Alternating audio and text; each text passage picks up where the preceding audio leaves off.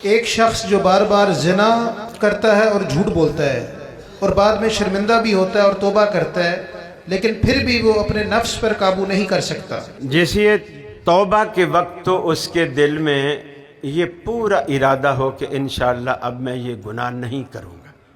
توبہ کے وقت توبہ کے ساتھ خالص ہو، کہ یہی عرض حضرت ابو ذر غفاری رضی اللہ تعالی عنہ تھے، انہوں نے رسول اللہ صلی اللہ علیہ وسلم سے کیا جب آپ نے فرمایا کہ ان زنا و ان سرقہ، اللہ پھر بھی اسے بخش دے گا اگرچہ اس نے زنا کیا ہو، اگرچہ اس نے چوری کی ہو۔ انہوں نے تعجب سے پوچھا رسول اللہ ان زنا و ان سرقہ،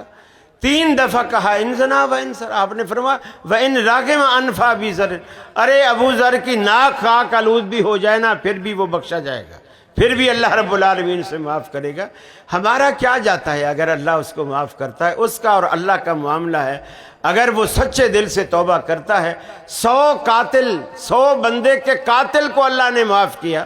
جب اس نے سچے دل سے توبہ کی۔ ان 100 مقتولین میں ایک قتل مفتی کا بھی تھا، مفتی کو بھی قتل کیا اس نے، اور پھر بھی اللہ رب العالمین نے اسے بخش دیا۔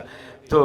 اللہ تعالیٰ سے اچھی امید رکھنی چاہیے، اور حدیث میں آتا ہے اللہ تعالیٰ بندے کے گمان کے قریب ہے، جیسا اللہ کے بارے میں بندہ گمان کرتا ہے اللہ کو انشاءاللہ ویسا ہی پائے گا۔